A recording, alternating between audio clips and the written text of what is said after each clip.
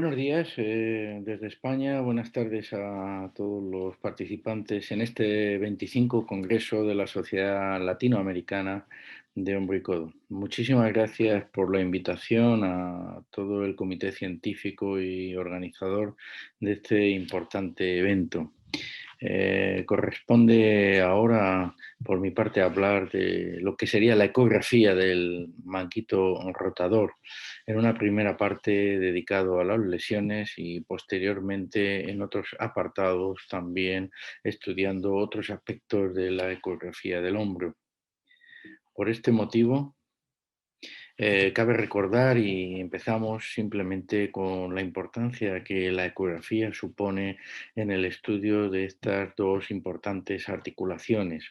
No hay que olvidar sin duda alguna la evaluación clínica y la exploración, como tampoco otras técnicas de imagen, algunas más sencillas y otras más complejas, pero sin duda la ecografía desde el punto de vista del diagnóstico a pie de cama o en la propia consulta supone una importantísima ayuda para todos los cirujanos ortopédicos que me están escuchando. Haciendo una valoración de las lesiones del manguito rotador, tengo que señalar inicialmente la importancia del síndrome de atrapamiento, algo común a la mayoría de las lesiones que se producen en este grupo de tendones rotadores. Posteriormente hablaremos de las lesiones específicas y más frecuentes que afectan especialmente al tendón supraespinoso, tanto las lesiones de tipo degenerativo, aquellas que además de ser lesiones degenerativas acumulan calcio, como son las tendinosis calcificantes, y finalmente las roturas, bien de tipo parcial, bien de tipo total o bien incluso aquellas que afectan al tendón de forma masiva. Señalar únicamente como mecanismo etiopatogénico del síndrome de atrapamiento subacromial la importancia que tiene el proceso degenerativo o tendinosis del tendón supraespinoso, lo cual va a provocar un engrosamiento del mismo, lo que supone sin duda un atrapamiento debajo del espacio subacromial. Ese mismo atrapamiento lo que va a hacer es fomentar y añadir una mayor carga erosiva al tendón con el desflecamiento de sus fibras y, por tanto, una mayor lesión degenerativa. Es decir, que se establece un bucle entre lo que es el cuadro degenerativo del tendón y el mayor atrapamiento del mismo. Ecográficamente es fácil de estudiar. Lo más importante es colocar precisamente lo que sería la sonda apoyada sobre el acromion y de esa manera dirigida hacia el troquíter comprobar la integridad del tendón. Cuando el paciente, por ejemplo, mediante un test de Job, eh, eleva el brazo, este tendón es incapaz de superar el espacio subacromial, impidiendo su paso por debajo del acromion.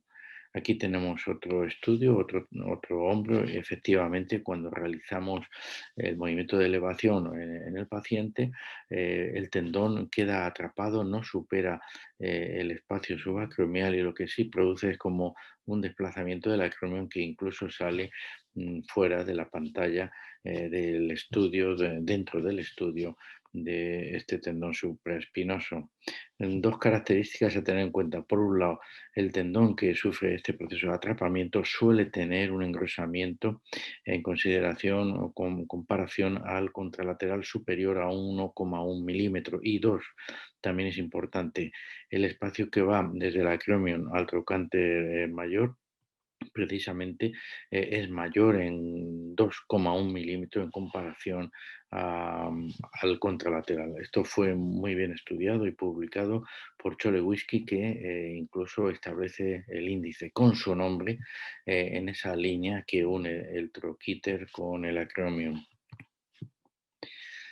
Además, en la parte blanda del espacio del techo acromial o subacromial, se encuentra el ligamento coracoacromial. Este le podemos evaluar de tal manera que colocando la sonda entre la referencia del acromion y la de la coracoides podemos ver la integridad del mismo.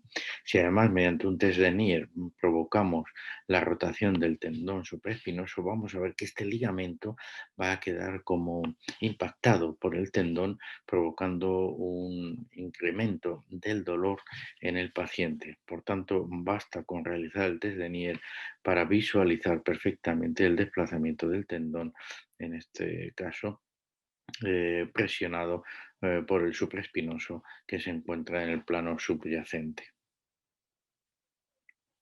Pero este síndrome de atrapamiento, que es común a una serie de patologías, se acompaña en muchos casos de imágenes de afectación de este tendón supraespinoso. La primera de ellas es la tendinopatía o tendinosis. En estos casos, el paciente muestra generalmente un aumento del grosor del tendón y una pérdida del patrón más o menos homogéneo que presenta siempre este tendón. Aquí vemos áreas de hipoecogenicidad en contraste con el tendón contralateral que es sano. Además, el grosor es mayor. Realmente son lesiones difíciles de diagnosticar, sencillamente porque en muchos casos se observan dentro de la tendinopatía, individuos con roturas parciales. De ahí la dificultad. Quizá el signo más importante desde el punto de vista ecográfico es la evaluación del grosor. Un incremento del grosor en contraste con el tendón sano nos puede confirmar la lesión, especialmente cuando además se aprecia una pérdida del patrón fibrilar. Otra imagen, incluso con un aumento de la vascularización en la zona de la degeneración tendinosa, también un incremento del grosor del tendón.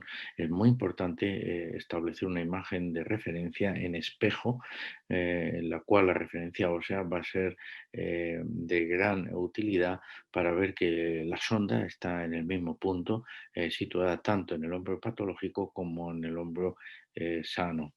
También esos defectos, como decía, en el seno del tendón. Pero la mayoría de las lesiones que afectan al supraespinoso son las roturas, y estas pueden ser de tres diferentes tipos: aquellas que afectan parcialmente a una zona, aquellas que afectan a toda la amplitud del tendón, perdón, a todo el grosor del tendón, pero no a toda su amplitud, y finalmente cuando esta de grosor total se extiende a lo amplio, a lo ancho de todo el tendón, hablamos de rotura completa o masiva.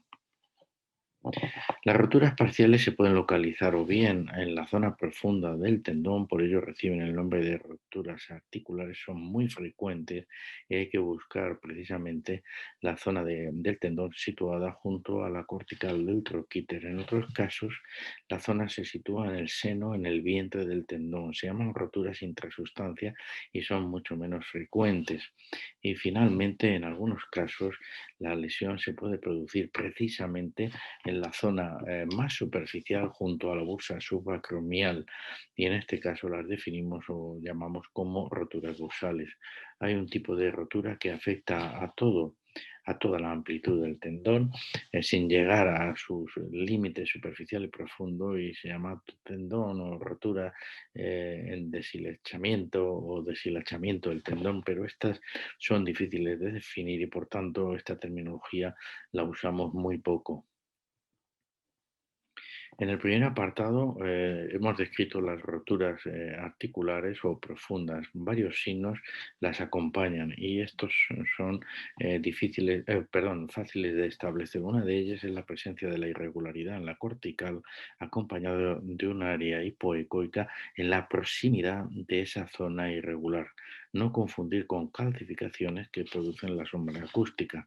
En este caso, el defecto es superficial al área de irregularidad. En otros casos, aparece focos mixtos con zonas de mayor ecogenicidad y zonas de menor ecogenicidad en el seno del tendón. Generalmente, a partir de la irregularidad de la cortical, el defecto se extiende de profundo hacia el área de la superficie bursal. Lo más llamativo de estas roturas articulares es que la convexidad del tendón, tanto en el eje corto como en el eje largo, está mantenida, porque si no, si esa convexidad no se mantiene, estaríamos viendo otro tipo de rotura, o bien bursal o bien completa. Entonces, hay que observar siempre que junto al defecto en la zona profunda del tendón y la irregularidad, la convexidad se mantiene. Y en algunos casos, y este es un signo también a roturas completas, podemos observar el signo de la interfase del cartílago, es decir, la aparición de una línea ecoica que separa el cartílago hialino que tapiza la cortical humeral del defecto situado encima de él. En el caso de las lesiones intrasustancia, lo más llamativa es la aparición de defectos en las fibras tendinosas en el seno del tendón. Por ello, se puede manifestar como defectos lineales en unos casos y en otros como zonas más amplias, pero siempre respetando la cortical, la zona profunda del tendón y también la zona bursal. Estas no son tan frecuentes como las lesiones articulares, pero son de fácil diagnóstico. Finalmente, las lesiones superficiales o bursales se acompañan por un defecto anecoico en las fibras que se encuentran próximas al tendón. Por eso a veces se acompañan también de un engrosamiento de la bursa y dos, la pérdida de la convexidad, aquí sí, del tendón supraespinoso, de tal manera que aparece aplanado, incluso puede aparecer en algunos casos ligeramente cóncavo y asociado a defectos anecoicos en su interior. Vistas las lesiones degenerativas o tendinosis y las roturas parciales, vamos a centrarnos en las roturas completas. En este caso, vamos a ver que pueden acompañarse de una serie de signos que generalmente van a ser de fácil apreciación. Estas roturas se pueden clasificar en cuanto a su tamaño en pequeñas hasta 1 centímetro, grandes de 1 a 3 centímetros o masivas más de 3 centímetros. Los signos directos que la acompañan van a ser, en algunos casos, el aplanamiento o desaparición del tendón, en otros casos la atrofia, sobre todo cuando se trata de lesiones de larga evolución. Es frecuente observar también defectos hipoecoicos. Aquí podemos ver en el vídeo el comportamiento, un defecto hipoecoico que en este caso puede aparentar ser superficial, pero cuando deslizamos la sonda comprobamos que afecta a todo el espesor del tendón. Y dentro de los signos indirectos podemos comprobar algunos de fácil evaluación. El aplanamiento del tendón, efectivamente ya lo habíamos visto como signo de las roturas bursales, este también es de signo indirecto de la rotura completa. La presencia de líquido en los espacios y recesos, es decir, puede aparecer en cualquiera de las bursas, subcoracoidea, subacromial o también en el espacio tenosynovial que rodea la porción larga del bíceps e incluso en el receso articular. El defecto anecoico, que es muy importante, lo cual provoca el signo de la interfase del cartílago, esa línea ecoica que ya hemos descrito anteriormente, y por supuesto la irregularidad de la cortical, o sea, es decir, que estos signos acompañan a las roturas completas. Pero un grado especial de rotura completa es la masiva, en la cual lo más llamativo es que además de ser completa en cuanto al grosor, también afecta a toda la amplitud del tendón, lo cual supone definir a estas como roturas masivas. Podemos comparar en el estudio la pérdida del tendón que desaparece por completo. Aquí podemos ver su mantenimiento. En este otro paciente podemos comprobar también la diferencia de grosor. Son de fácil diagnóstico y, por supuesto, se pueden confirmar con facilidad ante la presencia de estas imágenes. En este estudio longitudinal comparamos el pico de ave, que es la imagen en eje largo del tendón supraespinoso, en contraste con el tendón roto. Este vídeo nos demuestra el muñón del tendón roto y en la zona insercional la desaparición absoluta de este tendón a pesar del barrido que hacemos con el traductor, lo que demuestra que afecta a toda su amplitud. Para terminar, las tendinosis calcificantes son fáciles de evaluar y la ecografía supone una importante ayuda en el diagnóstico y en el tratamiento a través del lavado percutáneo. La clasificación de Garner y Heyer es muy importante, pues permite dividirlas en aquellas de grado 1 compactas, con importantes sombra acústicas, son calcificaciones duras, aquellas que son de una Dureza inferior aparecen como líneas más o menos discontinuas con unos bordes difusos y con una sombra acústica peor definida.